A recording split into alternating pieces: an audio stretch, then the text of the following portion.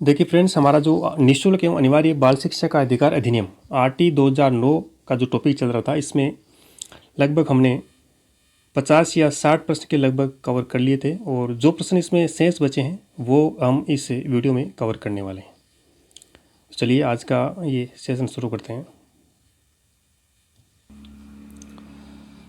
देखिए पहला क्वेश्चन है, आरटी 2009 की किस धारा में विद्यालय स्थानांतरण तथा टीसी के संबंध में प्रावधान किया गया है? यानी बच्चों को जो टीसी प्रमाण पत्र दिया जाता है उसके संबंध में आरटी 2009 की किस धारा में प्रावधान है? धारा संख्या 5 में।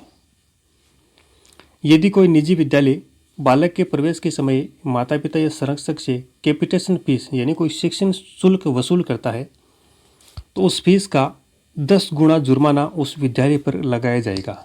ये एक फैक्ट है, इसको ध्यान में रखें। यानी अगर कोई विद्यालय बालक के प्रवेश के समय उसके माता पिता या संरक्षक से किसी भी प्रकार का शिक्षण शुल्क वसूल करता है तो उस शिक्षण शुल्क यानी उस फीस का 10 गुना जुर्माना उस विद्यालय पर लगाया जाएगा।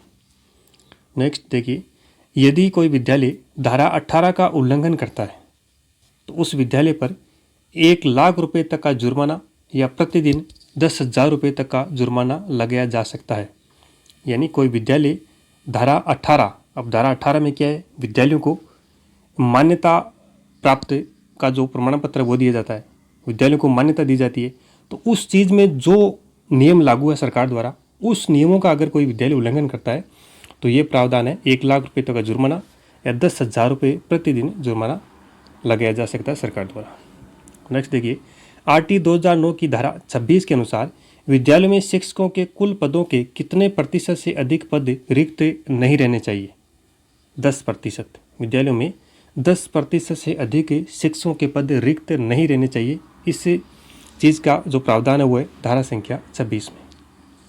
नेक्स्ट क्वेश्चन है, निःशुल्क एवं अनिवार्य शिक्षा का अधिकार संशोधन अधिनियम 2019 के अनुसार धारा संख्या 16 में क्या प्रावधान किया गया? 2019 का जो संशोधन अधिनियम है उसके अनुसार जो धारा संख्या 16 इसमें क्या प्रावधान किया गया? प्रत्येक शैक्षणिक सत्र के अंत में कक्षा 5 व कक्षा 8 की नियमित परीक्षा होगी। यदि बालक फेल हो जाता है तो 2 माह के अंतर उसे पुनः परीक्षा में सम्मिलित होने का अवसर दिया जाएगा। तो इस चीज़ का प्रावधान धारा 16 में संशोधन के रूप में किया गया है। नेक्स्ट आगे देखिए, आरटी 2009 अधिनियम के तहत कमजोर वर्ग के बालक से क्या तात्पर्य है? जो कमजोर वर्ग का बालक है उससे क्या तात्पर्य है? ऐसे अभिभावकों के बालक है जो सरकार द्वारा निर्धारित न्यूनतम सीमा की वार्षिक आय की सीमा से नीचे के वर्ग में आते हैं। सरकार द्वारा जो न्यूनतम सीमा की जो वार्षिक आय की तय की गई है उस सीमा से जो नीचे आते हैं, नीचे के वर्ग में जो आते हैं वे बालक कमजोर वर्ग के बालक में आएंगे। निःशुल्क एवं अनिवार्य शिक्षा का अधिकार अधिनियम 2009 के क्रियान्वयन के बाद कक्षा से आयु के अनुसार अधिक समझाती हो गए हैं। ये फैक्ट ध्यान में रखिए। वर्तमान में निःशक्त बच्चों की शिक्षा के लिए किस शब्द का प्रयोग किया जाता है? विशेष शिक्षा।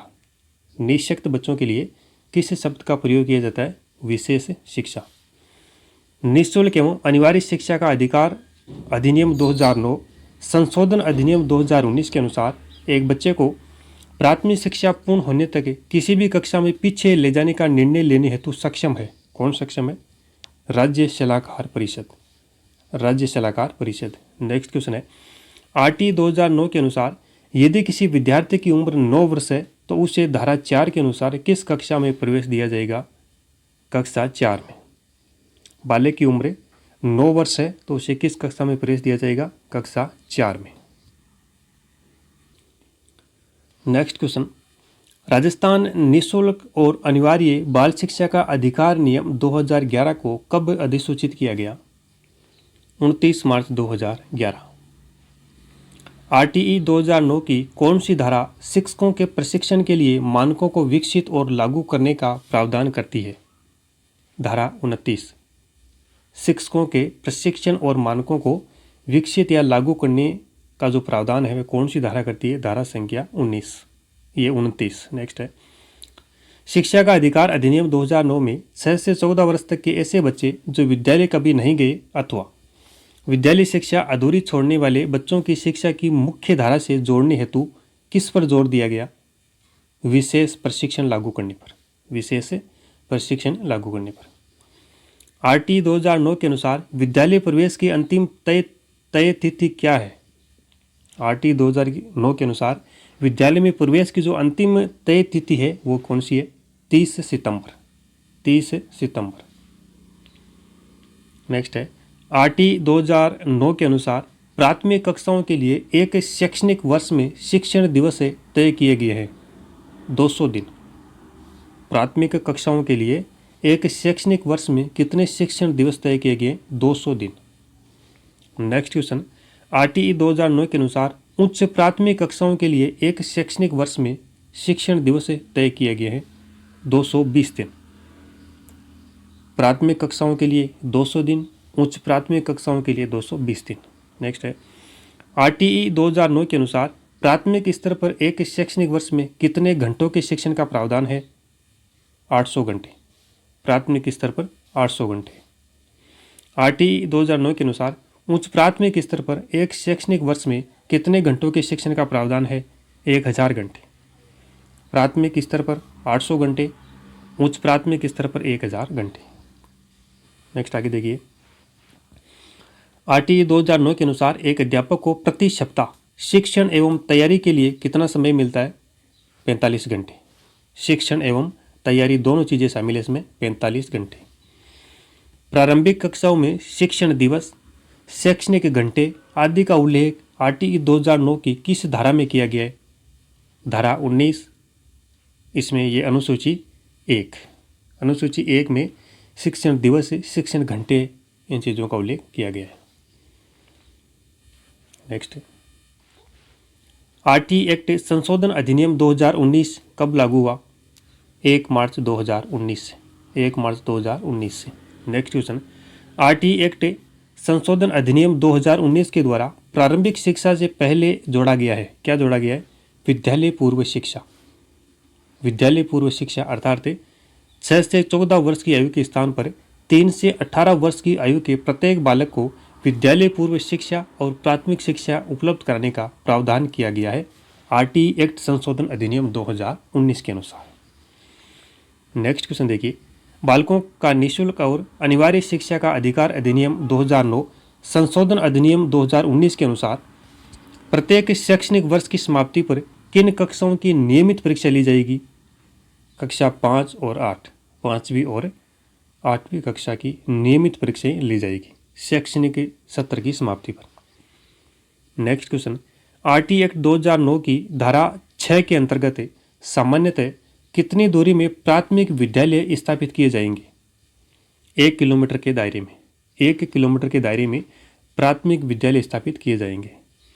आरटीई एक्ट 2009 की धारा 6 के अंतर्गत सामान्यतः कितनी दूरी में उच्च प्राथमिक विद्यालय स्थापित किए जाएंगे? 2 किलोमीटर के दायरे में। 1 किलोमीटर के दायरे में प्राथमिक विद्यालय और 2 किलोमीटर के दायरे में उच्च प्राथमिक विद्यालय स्थापित करने का प्रावधान धारा संख्या 6 में है। नेक्स्ट है, आरटीई 2009 की किस धारा में संस्थागत नियोजन का उल्लेख किया गया है? धारा 22 में, धारा संख्या 22 में। नेक्स्ट क्वेश्चन, एक कक्षा में 177 छात्रों की संख्या है। कक्षा में छात्र संख्या कितनी है? 177। आरटीई 2009 के अनुसार उस कक्षा में अध्यापकों की संख्या होगी, कितनी होगी? 5 प्राथमिक अध्यापक तथा 1 प्रधानाध्यापक, यानी 5 + 1। नेक्स्ट है, राजस्थान सरकार ने कक्षा 1 से 8 तक के सभी विद्यार्थियों हेतु राजकीय शिक्षण शुल्क से मुक्त कर दिया था 22 सितंबर 2008। जिला प्राथमिक शिक्षा कार्यक्रम किस वर्ष लागू किया गया? 1994। आरटीई एक्ट 2009 के किस धारा में पाठ्यक्रम निर्धारण एवं मूल्यांकन प्रक्रिया के संबंध में चर्चा की गई है? धारा 29 में। पाठ्यक्रम निर्धारण एवं मूल्यांकन प्रक्रिया के संबंध में चर्चा धारा संख्या 29 में की गई है। तो साथियों, ये थे आरटीई 2009 है इससे संबंधित लगभग 100 प्रश्न हमने कवर किए हैं। हमारे टेलीग्राम चैनल से जुड़ने के लिए आप टेलीग्राम पर सर्च करें BL एजुकेशन ग्रुप, और जो भी क्लासेज यूट्यूब पर अपलोड की जाती है उन सारी क्लासों की PDF इस टेलीग्राम चैनल पर आपको उपलब्ध करवाई जाती है।